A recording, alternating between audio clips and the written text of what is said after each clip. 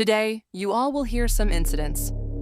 Today's incident is extremely spooky and terrifying. Some of you may have never heard such incidents before, so I ask you to listen very carefully, because this is a completely true story.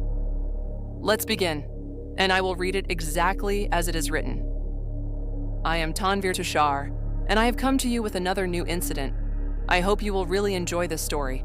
Many people have the habit of walking in their sleep, but if they are asked why they walk in their sleep, they often cannot give the correct answer.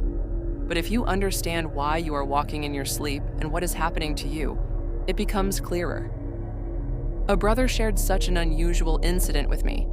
He completed his studies at a renowned medical college in the country. Therefore, revealing his name or the institution is prohibited. However, if someone very close to him hears this, they might recognize him. For now, I am using his pseudonym here. Let's now enter the incident. Hasib was just in 9th grade at that time. He grew up in a remote rural area.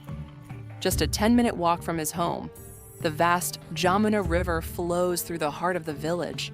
From childhood, he was a calm-natured boy, more inclined to help his father with household work than to play mischief with neighborhood children. For this reason, he did not spend much time hanging out or going outside. His regular habit was to sit and study in the evening with a hurricane lamp because the electricity often went out after sunset. He would prepare everything and then sit to study. One day, he was sitting in the courtyard, studying by the light of the hurricane lamp while his mother cooked nearby. The surroundings were completely silent. Suddenly, in the darkness, from afar, came the sounds of birds flying and the calls of crows. At that exact moment, the window behind Hasib suddenly swung open with a push. Startled, he looked back. The 2 wooden shutters of the window were still making a creaking sound. The window curtains were completely still. There was not even a hint of wind outside, yet the heavy wooden shutters had opened by themselves. Hasib wondered if he should go there, climb up, or something else. Then he noticed something strange. A very sweet fragrance filled the room. Hasib shivered. He ran outside and sat by his mother. That day, Hasib forgot about the incident. If only another problem had not appeared. Recently, Hasib had been experiencing a very strange sensation while sleeping. He felt as if someone was standing by the window watching him. He could not understand whether it was a dream or due to being half awake, but he could clearly sense that someone was watching him. After a few days, he started feeling as if something was calling him while he was asleep. From beside the window, a faint, feminine voice floated in the air. Hasib, Hasib, this Hasib, come outside. No words followed. The call came from the darkness and then disappeared back into it. About 3 days later, late at night, Hasib suddenly felt a strong hand shake his shoulder. Shocked, he looked back and saw his father standing there, hand on his shoulder. Hasib himself was standing in the middle of the footpath in their courtyard. Hasib became somewhat uneasy due to the atmosphere. His father asked him, "What are you doing here so late?" "I went outside and saw someone standing in front of the courtyard. I called out, 'Who is it?' But there was no answer. When I came closer, I saw you. I called you, yet there was no reply. What were you staring at ahead? So I nudged you with my hand." Hasib did not explain much to his father. He just said, "I couldn't sleep at night, so I came out, father. I didn't notice that you called me." Yet Hasib himself could not understand how he had come there. With many questions in his mind, he lay down to sleep again. Nothing made sense to him. How did he get to the road so late at night? Days passed like this. Meanwhile, he continued to hear that call at night occasionally. One night, again, that voice floated into Hasib's ears. Outside, there was pitch-black darkness. Hasib got out of bed, opened the room door, and stepped outside. The moment he stepped out, he noticed something strange. Instead of the usual deep darkness, it seemed as if the first light of dawn was spreading around. A female figure stood a little ahead, but it was turned away. Her long black hair fluttered in the wind. The same familiar sweet fragrance was coming from her direction. Hasib walked toward the figure, mesmerized. As he walked, she also moved forward. Yet somehow the distance never seemed to decrease. Hasib ran toward the girl, but still, the distance would not lessen. When Hasib started crossing the village houses and walking along the footpath through the crop fields, he suddenly realized that the figure was no longer ahead. The surroundings had changed in an instant. The pitch-black night seemed to engulf him.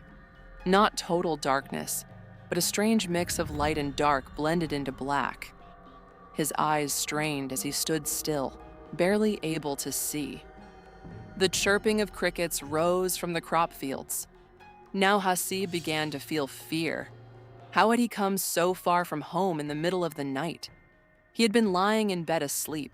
Suddenly, the voice of the figure came back to his mind. There is a common saying in the village, "Do not go out at night hearing the call."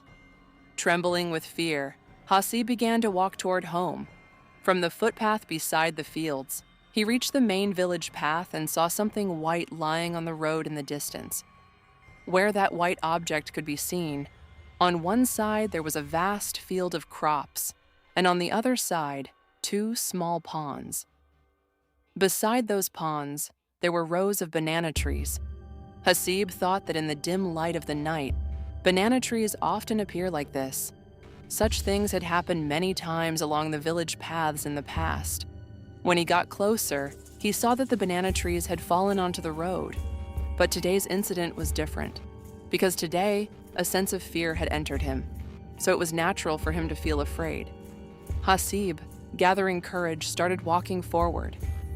Gradually moving ahead, the white object came into his sight, and this made his fear grow even more.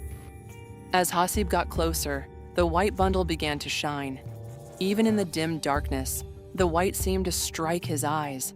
He saw a body, shrouded and laid on a new bamboo stretcher.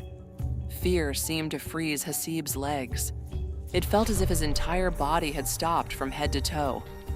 All the hairs on his body stood on end. It felt as if cold streams of ice were flowing through every vein. He felt as if someone somewhere was staring at him, devouring him with their gaze. Time seemed to stop. It felt as though he had been standing like a stone for hours.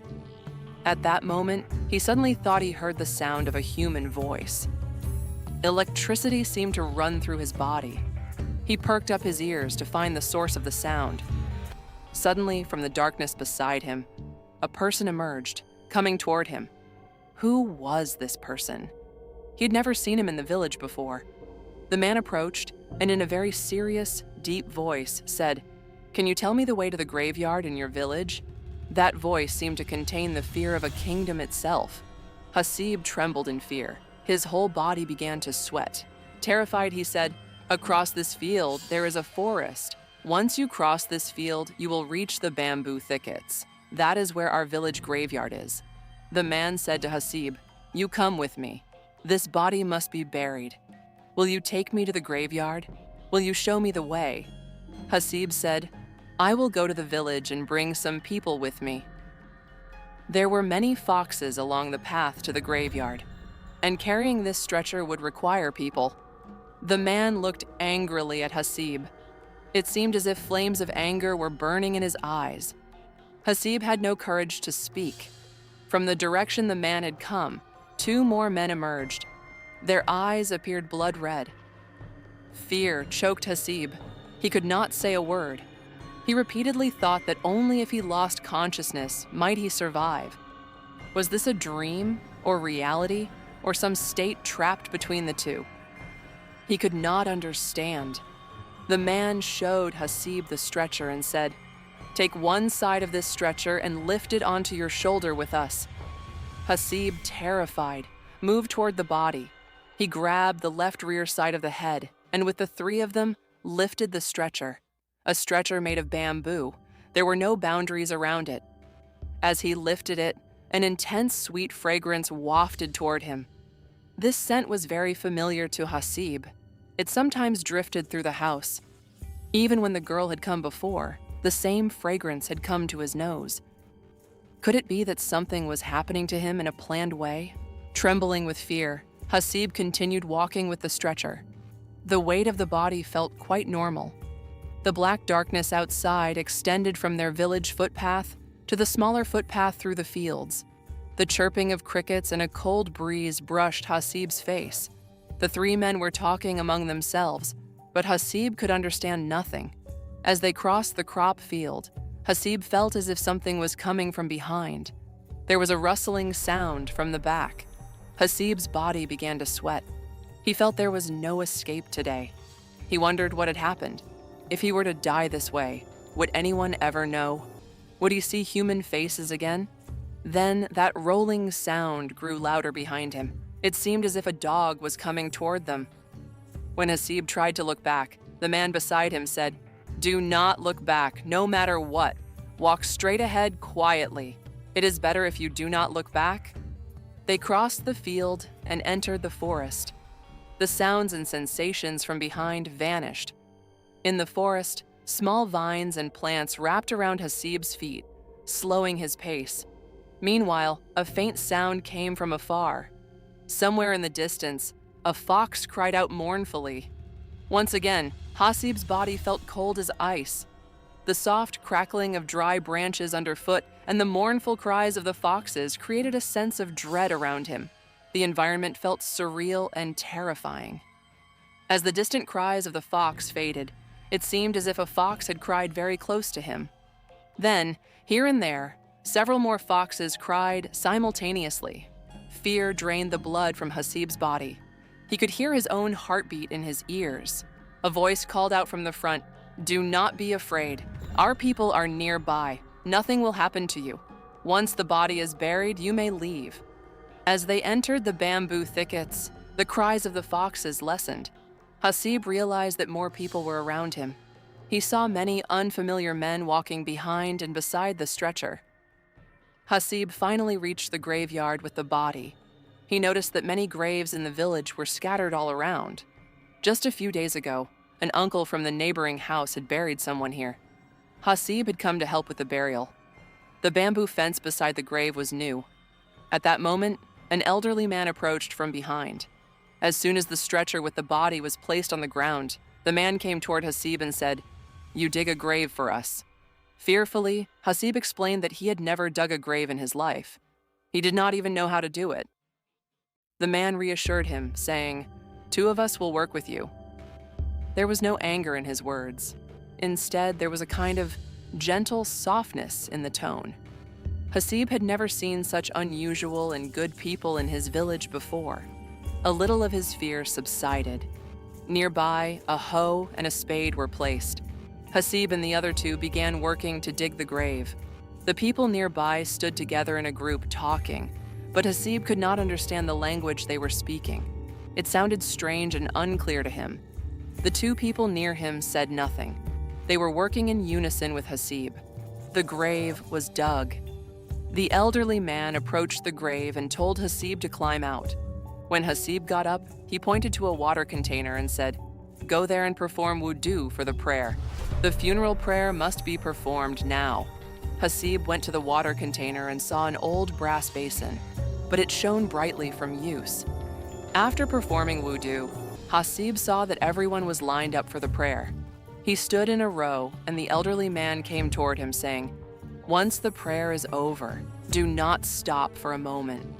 Go straight back to your home. Do not look back under any circumstances. If you look back, you will face great harm. Perhaps we will meet again someday." Hasib stood in the row, behind others, for the prayer. As soon as the prayer ended and the greetings were exchanged, he began walking back toward his village. Behind him, he could still hear faint, unknown conversations in an unfamiliar language. Hasib crossed the forest and ran straight along the field path.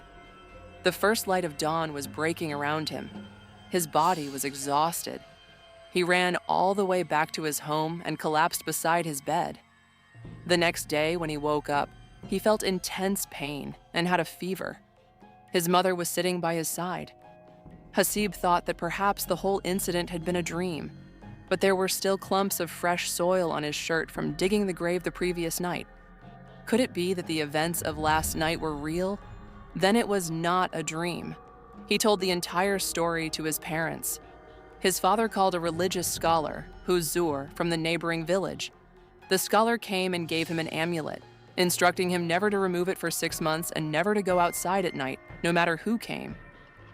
The next day, Hasib took a friend to the graveyard where he had dug the grave, but there was nothing there. It seemed as if nothing had been done. There were no footprints in the graveyard from the previous night. Months passed this way. Hasib only remembered the words of the elderly man, who had said they would meet again. But when and how would that meeting happen? Slowly, over time, Hasib began to forget. The sweet-scented call from the night no longer appeared. Everything returned to normal. Winter had come to the village. In the cold, the waters of the Jamuna River had receded considerably. Sandbanks occasionally emerged. This vast, roaring river seemed transformed into a smaller canal. The river no longer had any real current.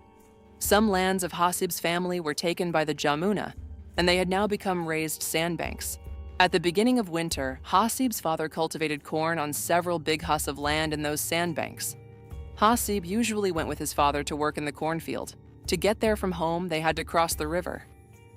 The water in the river was now shallow, but not shallow enough to walk across. A boat was tied at the ghat, and they had to use it to cross and reach the sandbank. If the boat went 5 minutes south along the canal-like river, it led to the main river, which still had a good current. That night, while sitting to eat, Hasib's father told him that he would have to go to the cornfield at dawn. The water had to be supplied to the cornfield using a machine, and it could not be delayed. The soil on the sandbank was thick, and there were many other people's lands. Once someone started taking water, time could not be wasted. But Hasib's father had caught a cold and had a fever. So he told his son, "You must leave very early at dawn. The boat is tied at the ghat. Use it to cross. The person in charge of the machine knows that you will be there early." Hasib nodded and continued eating. His father said, "Start watering in the morning. I will go later. By then, you will have already started supplying water." Hasib nodded again and went to sleep early that night. At dawn, Hasib's sleep was broken by the chirping of a bird perched on a tree branch by the window. He woke up and saw that the first light of dawn was beginning to appear. The surrounding darkness had not yet disappeared. A thick fog hung around. Visibility was very low. It was freezing outside. Hasib washed his face and hands with water and left the house. In this cold winter morning, almost everyone in the village was still asleep. From the trees hidden in the fog, bird calls and the sound of wings flapping could be heard intermittently. Hasib reached the river ghat at the end of the village footpath. When he reached the riverbank, there was no sign of any people around. He slowly went down toward the boat. Since he had grown up near the river, Hasib had learned to row quite well. Usually there were no boatmen at these ghats. Many villagers had their own boats. Hasib walked down to the ghat and reached the spot where their boat was usually tied. But their boat wasn't there. Because of the fog, he couldn't see clearly. Hasib walked a little further ahead. After walking a bit, he saw their boat. He thought maybe there wasn't enough space at the ghat, so his father must have tied it here. Hasib pushed the boat slightly and jumped onto it. He grabbed the oar, pressed it against the sand at the shore, and moved forward. The fog today was unbelievable. Nothing was visible ahead. Even from one end of the boat, the other end couldn't be clearly seen. A blurry, smoky haze surrounded him. Normally, it took about 4 to 5 minutes to row straight across the river. Hasib noticed how beautifully the fog curled over the water. It felt like the fog was gently touching the river again and again. Winter always brought this enchanting beauty to the river. While observing all this, the front of the boat suddenly hit something and stopped. Hasib thought he had reached the other side. He placed the oar on the wooden plank inside the boat and walked toward the front. He was about to step off the boat when he noticed, wait, this is their own ghat. He had just taken the boat from here and started rowing toward the other side. Then, how did he end up back at the same place again? A frown appeared on his forehead. The next moment, he realized that while admiring the fog and the river's beauty, he must have unknowingly turned the boat around. Maybe he hadn't noticed. Thinking of this, he laughed a little to himself. He got back into the boat and started rowing again. This time, he planned to watch carefully to see where the boat turned, but the fog was so thick that nothing was visible. Even so, he kept rowing for about 10 minutes, but there was still no sign of reaching the other bank. Should he turn the boat again? Hasib grabbed the oar and tried to turn the boat, then kept rowing forward. Something brushed past the front of the boat. Hasib left the oar on the boat and walked toward the front to see what it was. But there was nothing there. He couldn't see anything. He had no idea where on the river the boat was now. Visibility was zero. Because of the fog, all he could see ahead was water. Hasib thought he should have reached the bank by now. Just then, he noticed something. On the far end of the boat, rising above the dense fog, was a handful of black hair, and that familiar sweet smell drifted to his nose. Who was sitting on the other side of the boat? When he looked closely, he saw the same female figure. Hasib looked at his left forearm with his right hand. Disaster. The amulet the religious scholar had given him was not tied to his hand. Hasib couldn't think. What should he do? Should he jump off the boat? Or would that be a terrible mistake? He had heard that if one fell into the water, such beings would hold down their head. Fear stiffened his whole body. His heartbeat seemed to stop. Something supernatural could happen at any moment. The female figure extended her hand and picked up the oar. No sound came from Hasib's throat, yet inside he was screaming so loudly he felt he might faint. Amidst that, he heard the oar being dropped into the water with a splash. Hasib collapsed onto the boat. Before collapsing, he saw the figure staring straight at him. Then everything blurred into one. Who knows how long it had been? Hasib still hadn't fully recovered from the shock. Beneath his head, he felt cold, hard wood. No, this wasn't a dream. What he was seeing was real. What was happening now was real. There was no doubt about that. Nothing around him made sense anymore. With great difficulty, he kept his eyes closed while lying there. The boat was still moving at a furious speed. The fog had cleared quite a bit, but the surrounding darkness was deep and heavy. Two forest-like areas appeared on both sides. Everything around him was eerily silent. From the bushes nearby came the sudden cries of foxes, the same mournful howls from that night. They vanished instantly, replaced by the flapping wings of a large bird, and the relentless rushing sound of water like a fierce waterfall, caused by the boat's movement. Hasib was terrified to look toward the other end of the boat. It felt like all courage had left his body. He couldn't think of anything. His eyes began to close again. His body no longer listened to him. He closed his eyes once more. He didn't know how much time had passed. A continuous buzzing sound echoed in his ears. When he opened his eyes, he found himself sitting inside a huge hall-like place. Everything around him felt blurry. Even when he tried to look carefully, nothing was clear. As before, faint, unclear voices drifted around him. In front of him, beyond the haze, it felt like a layer of fog was floating. The place felt open, like a large room without walls. Hasib tried desperately to understand where he was. When he looked down, he noticed 3 bowls on the floor in front of him, filled with beautifully arranged, colorful fruits. Hasib was extremely hungry, but he was scared to eat. He didn't know where he was or what was happening. He was deeply worried. How would he escape this mysterious world? It felt like running out through the fog would be a solution, but that was impossible. Slowly, he began to remember. He had left home early in the morning to water the cornfield. Then how did he come here? As he tried to find the answer, everything came rushing back to him. Fear tightened his chest again. Would he die like this? Was there no way to survive? A cold stream of fear ran through Hasib's head. Suddenly, a familiar voice floated from ahead. Hasib had no trouble recognizing it. Months ago, he had heard this very voice at the graveyard. He remembered that the elderly man had told him, "We will meet again." Hasib grew even more frightened. What would happen to him now?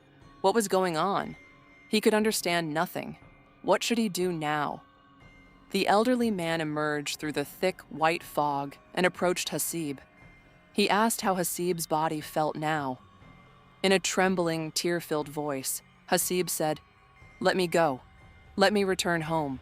I want to go to my parents." The elderly man reassured him, saying, "There is no fear.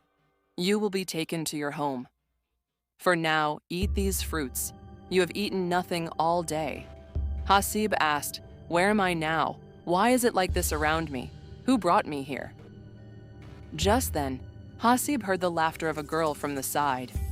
The girl giggled softly and then stopped. The man looked at Hasib and said, "The one who brought you here is my daughter. She liked you and playfully brought you here. But you don't need to know exactly where you are, nor will you understand. You will be returned safely to your home. Nothing will harm you. There is no fear. Eat now." After that, the man seemed to vanish. From afar, a voice could be heard, speaking angrily in some unknown language.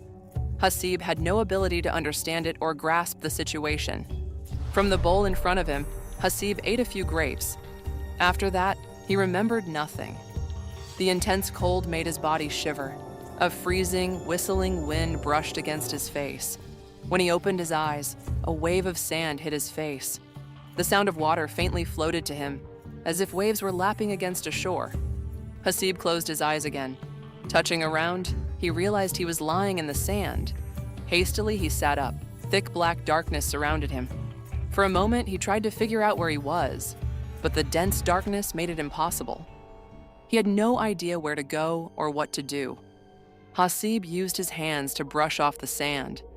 He was sitting on top of it, feeling that the layer beneath him was wet. The cold wind intensified, making his body tremble violently. He had no sense of how much time had passed. Suddenly, faint sounds of the call to prayer floated to him. They were so soft they barely reached his ears, then faded away again. Soon, the morning light began to illuminate the surroundings. Slowly, visibility improved. Hasib stood up. The dense fog prevented him from seeing much in this open space. He began walking in one direction. After some distance, he came upon a cornfield. By now, Hasib realized he had arrived on the far side of the river.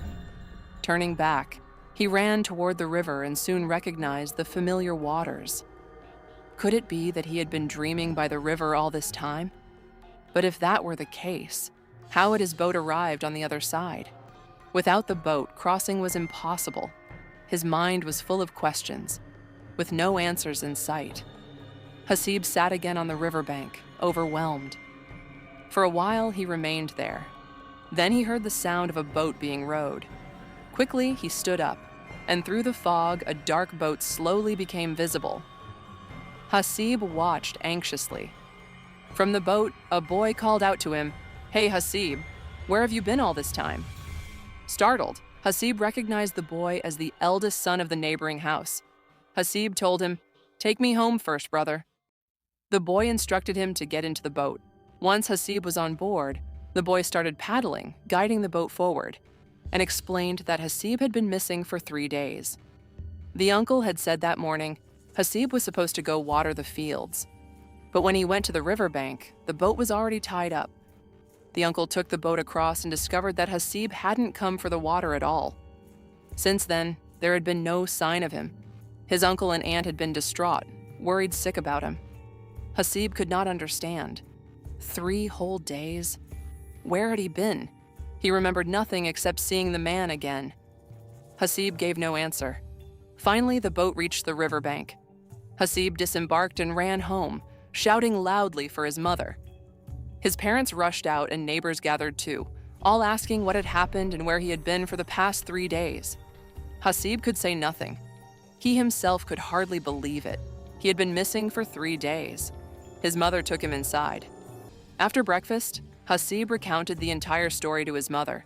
She told him that after he had left that day, she came to tidy his bed and found the amulet lying there. Hasib's father was informed, and in the afternoon, he brought a local religious leader. The religious leader, having heard everything from Hasib, said, "This is the work of jinns, and that girl likes you. That is why she took you with her." But his father had argued with him and sent him again. Yet they had fed him properly, which caused him to lose track of time. For the past 3 days, he could not understand where he had been. He would never be able to know where he was during these 3 days. "Did you hear the call to prayer during these 3 days?" the Huzzur asked. Hasib replied, "I did not hear any call to prayer during these 3 days. I didn't even realize I was there for 3 days. I only remember a few moments."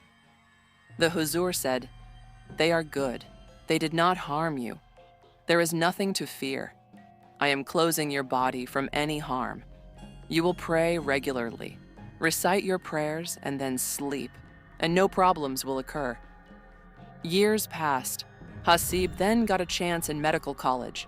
During this time, nothing particularly unusual happened. Life was going fairly well. The terrifying nights of the past slowly faded from his mind. Since he was studying the human body, he tried his best to understand everything about it. So he asked his professor to allow him to occasionally be present in the post-mortem hall of the morgue. He was very interested in the mysteries behind the deaths of different bodies, and because of that, he developed a good relationship with the doms and the watchmen of the morgue. One day, during a holiday break when the medical college was closed and most students had gone to their villages, Hasib met with his professor. Casually, he learned from the professor that a girl's post-mortem was scheduled for the next day. The professor would be present himself and said Hasib could also attend if he wished. Without much thought, Hasib agreed. Since he would be busy the whole day, the professor informed him that the post-mortem would start at 9 p.m. and instructed him to be present at the morgue during the designated time. After giving these instructions, the professor left. Hasib thought he would go home at night, but since the professor would be present during the post-mortem and he could learn a lot from him, he decided not to go home. The next day, at around 8:30 p.m., Hasib left his residence. Most of the house was empty. His roommate and classmates had gone to their villages. One adjacent room was empty too, as the occupant had left. Another room housed an elder brother. Locking the door behind him, Hasib began walking. From his place, it would take no more than 15 minutes to reach the morgue. Walking under the dim light of the lampposts, Hasib thought, why are morgues always located in secluded areas? Even though it is part of the hospital, why are they chosen in places surrounded by woods? Perhaps it is to give a full sense of a ghostly atmosphere. Smiling to himself, Hasib approached the morgue. A little ahead, near a lamppost, the morgue watchman sat holding a two-handed stick on a chair. Seeing Hasib, he rose. "Hey man, any dissection tonight?" the watchman asked. Hasib smiled, stepping forward. "Not dissection, stitching work is scheduled," and both laughed. Hasib asked if the dom and the professor had arrived. The watchman replied that no one had come yet, and he didn't know if anyone would.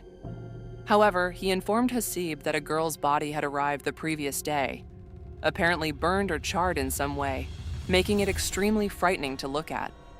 Another body had also arrived recently, killed over land disputes. Time passed, and the clock neared 9 p.m. Still, no one had arrived, which worried Hasib. Meanwhile, he observed the morgue, where a faint red light glimmered above the outer door, illuminating the small path. Around him were bushes making soft, rustling sounds. Hasib decided to move toward the morgue. The watchman called from behind, "Hey man, where are you going? No one's over there."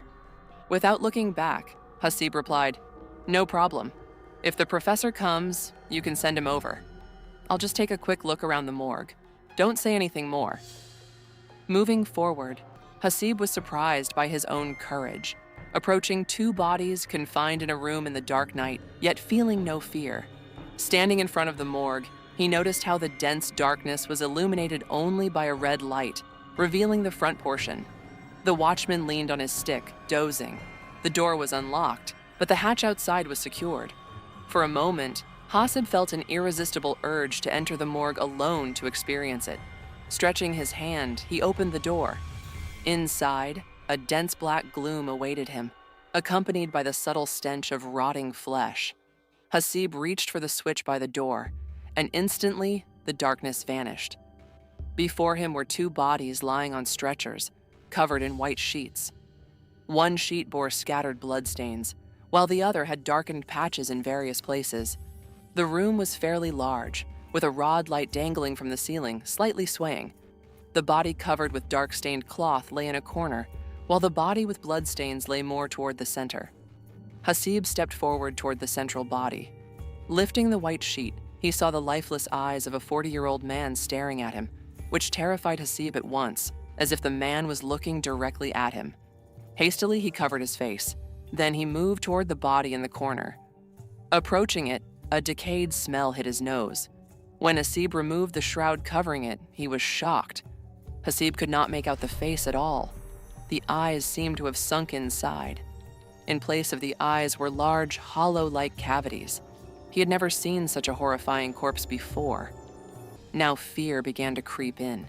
He could no longer imagine having come here alone. His mind was paralyzed. Hastily, he threw the cloth covering the corpse back over it and turned around. Just then, a sound echoed inside the room. The burning bulb shattered and crashed to the floor. In an instant, darkness descended. Thick blackness enveloped everything. Along with it came the stench of decaying corpses. Hasib vividly remembered entering the room when he had opened the door. Even though the room was dark, light should have come in through the door, and he should have been able to see the lamppost outside. But no, where was that door? In this absolute darkness, Hasib felt as if he were inside a grave. There was no light anywhere. He had no idea what to do. His body was soaked in sweat. Trusting his intuition about the door, he moved forward. After a few steps, fear froze his legs. He stumbled onto the corpse lying on the stretcher. Feeling the cold body beneath his hands drove him to the edge of terror. As he tried to get up in a hurry, he realized, wait, the corpse had moved under his hands. A chill ran down Hasib's spine. His body felt frozen and cold, just like the corpse. He tried to scream, but his voice failed him. He ran toward the door only to collide with the wall. The room was still engulfed in darkness. Suddenly, a faint scratching sound broke the silence. Then, with a thud, something fell in a corner of the room. Hasib felt as if there was no escape for him now. Rage welled up inside him. Why had he come here? He groped for the door, but all around were solid walls. Tears filled his eyes. From behind, he heard the sound of someone pulling the stretcher. He found the room's door and began pounding on it. After a while, the door opened. The guard stood outside. Seeing him, Hasib collapsed, crying uncontrollably, his body still trembling. The guard shone his flashlight into the room. The white cloth that had covered the boy's corpse had fallen to the floor. The girl's corpse in the corner had toppled over. No one could understand why the corpses were in such disarray. How the girl's body had ended up on the floor, no one had an answer. Hasib could say nothing. The guard brought him outside into the light and placed a chair for him to sit. Hasib sipped water from the bottle, nearly half of it, to revive himself. Then he looked at the guard. The guard asked, "What happened, sir? I had dozed off for a bit. Then I heard banging at the door. At first I was scared too. But then I realized you had gone in that direction, so I ran." Hasib recounted the entire incident to the guard. The guard explained that the room's door had been open all along. Hasib said he couldn't see any light and couldn't open the door. The guard informed him that the sir would not come today, so there would be no post-mortem. A ward boy had just informed the guard, and that was why he had come to notify Hasib. Slowly regaining some composure, Hasib started walking back to the house. Even while walking, fear gnawed at him. It felt as if the darkness would once again surround him, that gentle darkness closing in, that someone might be peeking at him, that someone might be following. With all these thoughts, Hasib reached home. He had no desire to eat that night. The day's events had left him shaken. He lay down on the bed. Normally, Hasib could not sleep in complete darkness, but tonight he did not dare turn off the lights. He switched on a faint blue egg lamp in the room. The soft blue glow made everything appear mystical. Questions spun in his mind as he tried to make sense of the events, but nothing added up. Nothing seemed to match. When a person cannot find answers, fear intensifies. Hasib was no exception. Eventually, his mind grew exhausted, and he drifted off to sleep.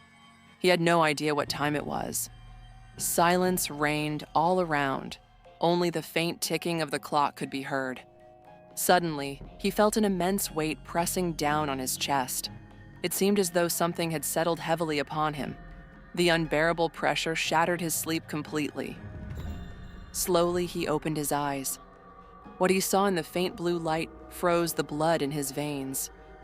On his chest sat the form of a woman. Looking closely, he saw the white shroud.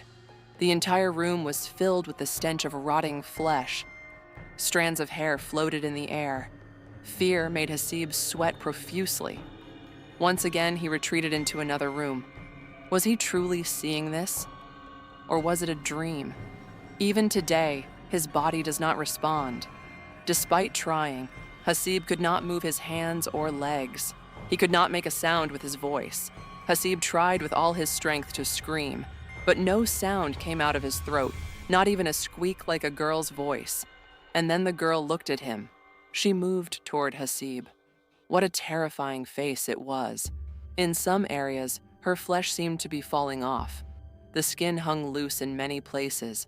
Her eyes were like bottomless holes, as if someone had taken them out of their sockets. The girl, lying on the stretcher in the morgue, seemed to be pressing down on his chest. She stared thoughtfully, raising both hands and reaching toward Hasib's throat. The skin on her hands looked so pale that even in the blue light, it seemed as if no blood remained in her body. Suddenly, her hands clamped down on Hasib's throat. Hasib desperately pressed back against her hands, struggling to survive and screaming as loudly as he could. He felt as though he was dying. His eyes were closing. Just before his eyelids shut, Hasib saw that the girl was still pressing down on his chest and strangling his throat. He felt intense pain across his chest. In the morning, his sleep was broken by the call of the elder brother from the next room. Sitting up in bed, Hasib kept thinking about what had happened to him during the night. Had he really dreamed it? Or had the girl from the morgue truly come to him that night? He could no longer think straight. As Hasib got up from the bed, he felt a sharp pain across his chest. When he went to the bathroom mirror, he saw dried red blood clotted around his throat. It seemed like the marks of a few fingers pressed into his skin. Hasib shrank back in fear. This meant that the events of the night were not a dream or illusion. Everything he had seen was real. Without a second thought, Hasib grabbed his bag and left. He didn't dare tell anyone when he got home. Though his mother noticed the marks on his throat and asked about them, he brushed it off as an allergy. After the holiday ended, Hasib moved to a new house. Since then, nothing unusual happened to him. Hasib still cannot understand if there was any connection between what had happened long ago and that night. Why did such an event occur that night? Why did the girl press down on his chest and strangle him? Was she trying to tell him something? If so, why in such a terrifying way? What anger did she harbor toward him? Many such questions remain unanswered in the darkness. Hasib still lives in fear, wondering when such pitch-black nights might descend on him again. Perhaps one night, that horrifying, pale-faced figure of the girl might appear, pressing down on his throat once more. This was Tanvir's story. Yet there is one question I could not answer. Are these two incidents connected? They might be separate, but I do not know. Perhaps it is best to leave that for the listeners to decide. And to all of you, thank you so much for listening carefully to this story. And heartfelt thanks to the person who shared it. Although the name remains anonymous, we could not mention it. I hope you enjoyed the story. If you did, please let us know.